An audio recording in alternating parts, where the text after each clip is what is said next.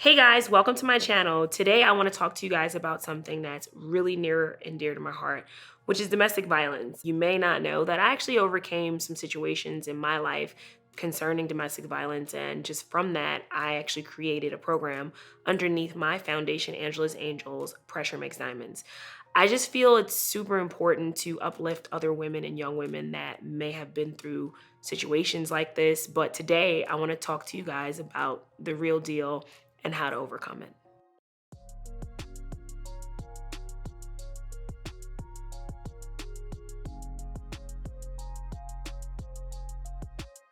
Okay, guys, so I've been in multiple relationships for years, and I had one that was not so great, toxic. I think we all have been in relationships that are toxic or not right for you. But for me, it was not knowing actually what really, I guess you don't realize what you're going through until you're going through it. And I know that I was going through a lot of verbal abuse. And I didn't realize that's what it was until I started therapy and figuring out, okay, so I'm not being talked to right, and I'm uncomfortable and I don't feel good, and they're putting you down, they're cursing you out, whatever it is. Like, I've been through that. And after that, eventually comes the domestic abuse, the part where there's actually physical contact or things being thrown at you. And for me, I guess I didn't realize that I was being verbally abused until I went through the domestic part, which was the bruise. You know, one day something happens, and not that you think it's minor, but you think, is this really happening to me? You know, like, to me, like, that was what happened. And then next thing you know, I've got a bruise. And I'm like, well, where'd that come from? And it's the most crazy thing, because I've talked to other women who went through similar things, and it's like, when you're in it at the moment, it's almost like this could never be me. Like, I would never be that girl. And I was. And I was that girl going through verbal abuse and then some domestic. I don't care if it's small. I don't care if it's a lot. It's all wrong. Verbal abuse is never right, neither is domestic. And I overcame it by getting out of it. I don't know, like, it's like you stay because you're like, but they love you. And then they say sorry and they'll change. But sorry isn't enough for somebody ever putting their hands on you or verbally putting you down. Because to be honest with you, verbal abuse is what affects you long run. Like, for me, like, it was more verbal than domestic, but there was still some domestic violence, and it was stuff that I went through, and it shook my world up. You know, it's a scary space to live in. While you're in it, you're almost stuck, right? Because you love the person. But then it's like, are you equating love with with not being treated right, and not being treated right to that degree? Or do you get used to it because you're numb? And I think I became numb to it, you know, like, this is normal. They're gonna say sorry, and maybe this is what love is. And it's not until you learn to have a healthy relationship with yourself that you come out of it. And I've never discussed it, and I don't really discuss it. The only place I've discussed it is in my organization, Pressure Makes Diamonds, because I feel like as women, we need to have these conversations, you know? So many women are going through violence in their own home and are either afraid to speak about it, or they don't think other women will get it. For me, it was the internalizing it. I still felt like it's not happening, or what if no one gets it? Or it's just so many things, you know? I feel like some women, for them, they have kids, you know, or you feel like you need to stay for money or the support or the house. There's a million reasons why I know that women have stayed, but for me, I didn't feel like it was happening. It felt surreal. I didn't feel like I was that woman and I was that woman. And it was a tough space to be in mentally. Pulling yourself out of it. That's my testimony, is that I pulled myself out of it. And not only just out of the relationship, but mentally. You know, I had to come back. And coming back from that is like the hardest thing. It's almost like you have to apologize to yourself. I'm sorry. And why did I put you through that? And it's such a mental thing, because you feel like, why would I have allowed a man to put me that low when I don't put myself down like that? I have healed so much about it now that I can speak about it and I'm not crying, right? I feel like when you heal completely, those things, I don't know, it's like it doesn't trigger me. Like when I was going through it and when I was reflecting back, it would hurt me. It would make me cry. Like I would still feel the pain, but I do so much work, guys, like healing. And like, I really want to encourage therapy, getting into therapy, getting a life coach, really digging into what your issues are, but more importantly, embracing them, because you can't just like sweep things under the rug and expect it to go away. I think people come into relationships with traumas, with their own issues, and they expect whatever issues they had before they walked in that door to be gone once they get with you. When it comes back up, like every time, even domestic violence and the stuff that it stems from, it's not your job to fix the person. That person has to want to fix themselves. It's not okay. It's not love to be hit. It's not love to be spoke to wrong. And like that verbal abuse can even be worse than domestic violence sometimes, because it stays forever like a scar. Like I just never thought I would experience it, and I did. And that was the hardest part, is accepting that this is what I've actually went through. I'm stronger, I'm smarter, I'm in a great space mentally, and I'm able to have this conversation because I feel like I didn't break through it, you know? And to me, that's what a diamond is. Like, we only get better, you know? You polish it up, you shine, and you keep moving. You know, it's not what you went through, but who are you after? What have you come out as, you know? I think a lot of times women feel like used and like a tarnished good after that, right? Like, how did I let myself fall this far? But the reality is you can pick yourself back up. You can fix that. You don't have to accept where you came from, like what happened. You can get to the other side. And so for me, I'm just thankful that I made it to the other side, which is out of harm's way. And you hear so many stories about women who don't make it out, who actually die, you know, who people, friends and family around them were like, I didn't even know they were in an abusive relationship, because they hide it so well, or they're fearful of what family or friends will think. Like, and I know what that looks like, because I didn't want to talk about it. I didn't want to talk about it until I healed, until I was ready, until I was able to speak about it. So I just feel like for the longest time, it was probably something I hid from my friends, my family, because I was going through it. And I don't know if I was more afraid of what they would think, or I was just trying to figure it out for myself, kind of being in shock that it was really happening. I just know so many women that do hide it and are going through it, but are afraid to have the conversation. And so for me, my organization, Pressure Makes Diamonds, like I want to open up the floor for women to be there for each other, to be real, to be honest. But not only just to be honest, but to help you get out of what's not right for you, and to empower you and to uplift you, and for you to become the woman you're supposed to be, you know? It's never too late to leave something. I don't care how many kids, I don't care what you don't have. There are other women that are out here that are willing to help you get to the other side, and that is the biggest part, is making it out and going to the other side.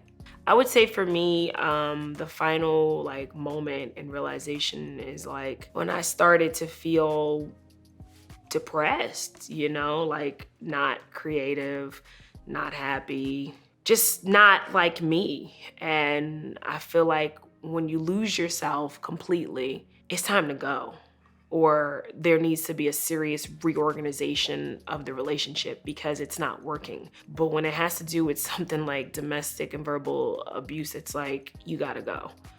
Or this person needs to go heal and return to you whole, because you can't put yourself through that. Life is so short, and you realize that in the drop of a dime. We're here today, gone tomorrow. Like, you gotta make the most of your time. You gotta be present. You gotta be happy. If you have kids, you gotta be present for your kids and be the happiest you. So how can I do that if I'm scared? You know what I mean? If you're going through something with your spouse that your kids may be exposed to, and now it's just generations upon generations that are gonna continue to bring that along with them because of what they're seeing. It's bigger than just you. It's a big deal. You can't allow that type of treatment to yourself. The only thing that made me stay in the relationship was love. You know, love. I have a very big heart, and see, it's been taken advantage of often because of how big my heart is. I thought the person would change. I thought it happened once, this won't happen again. And it became my life and my story, and me being afraid to speak up or to be real or to be honest in a room with this person. And it's just like, That's not okay. The support system that I gained access to is just my therapist. You know, I think getting professional help is the best type of help first because you don't want to be judged, but you also need to make sure that you're not isolated. Like I start to feel a little isolated. So therapy. I can't stress more therapy. A therapist is going to pull you out of a situation that is not right, or at least condition your mind to finally say, I'm done. You know, like enough's enough. So that's what my support system looked like. It looked like therapy. It looked like life coaches. It looked like different people that I could lean on to finally say, I'm putting my foot down. I love myself more than this situation. Yeah, I feel like, you know, after therapy and really digging into why I stayed, I was more open with my friends and I was honest to them about what I was going through, and they wondered why I never came to them, but I just wasn't ready. And that's okay too, is like sometimes you're not ready to speak about it to certain people, and when the time is right, that conversation can happen. And I realized that there are other women out there that needed encouragement and needed a platform to say, hey, if you did it, I can do it too. Hey, if you're not gonna be publicly shamed about this, neither am I. I just feel like women need to lean on each other a little more because the stories we have match. We all go through things. It's like we just need to learn to lean on each other a little more. I would say to the girl who's watching now, who's stuck in something, it may be a lot and it may be hard to get out of what you're in right now, but start somewhere, I beg you. Because if you don't start somewhere, you're going to keep going back to the relationship. And I've seen it. I've seen others suffer besides myself, where you just keep going back and you're expecting a different result. Insanity is doing the same thing over and over and expecting a new result. It's not gonna happen. Find someone that you can trust with your information, and that's gonna help you and hold you accountable for actually making the steps to move on. It's going to be uncomfortable. It's going to be painful. I can't lie, but start somewhere. I always say, like, if you just find one thing a day until you can finally get out of the clear and be done with whatever you're going through. My advice is just start somewhere. Work on yourself. If they're honestly hitting you like that, honestly, you have to take it to legal. You can't keep just thinking that you're okay, because one day a tap, and now one hard tap and you're not here anymore on this earth. You know what I mean? Like, it's not to be taken lightly. It's something that has to be discussed. If no one else has told you, like, you don't deserve that, it's not your fault. You can't blame yourself. You deserve better. You're beautiful. Like, pick yourself up and go. I knew and I know why I started Pressure Makes Diamonds. I know that there are other women out there like me, and I know and knew that when I walked in the room and I did my first event in Queensbridge and I spoke to the housing there, and so many young women stood up and asked questions about domestic violence. And that is what touched me. It's because to know that there are young women out there, younger than myself, going through that, that's unreal. And I mean young. You know, to know that there are questions of how to exit safely, that will make me cry, because it's like, imagine having nowhere to go or no one who understands you. That's hard. Or you don't have family to lean on, or you don't have friends. Where do you want me to go?